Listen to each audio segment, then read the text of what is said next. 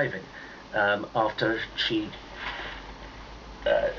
sent a tweet about a road accident, and it whipped up quite a storm. She said on Twitter that she'd hit a cyclist, but she had the right of way because, she argued, she had paid road tax. She's since been on television to apologise for a tweet and to say that she didn't drive badly, but cyclists claim that some drivers do appear to think that road tax, or vehicle excise duty, is linked directly to the roads. Well, did you think about this? It isn't.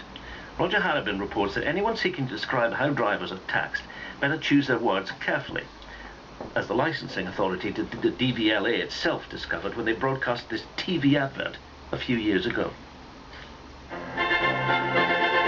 Oh no, chitty chitty bang bang, chitty chitty bang bang, we've been bad.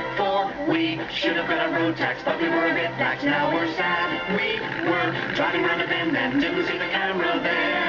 Bang, chitty chitty bang bang, it's been a real nightmare. The DVLA's Pay Your Road Tax advert, an innocuous little ditty you might have thought, but it drew fire for one simple reason: road tax does not exist.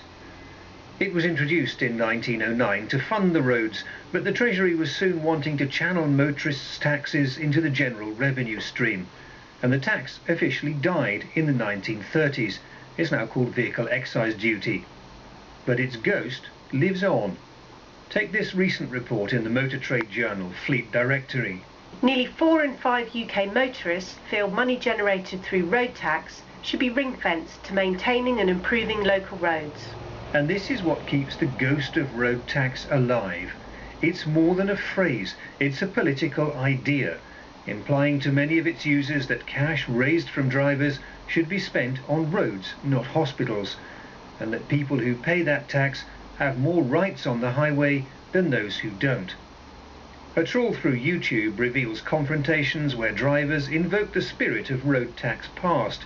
Take this incident in which a driver blames a cyclist for riding too far out in the road. You don't cycle in the middle of the road. You cycle on the side, not in the middle of the road. The car has priority over people we pay road tax. No, we get road tax. There is no such thing as road tax. Here's another. Whoa! You want to check her corner? She's about 2 inches from hitting my handlebar then. No, you don't pay car tax, you idiot.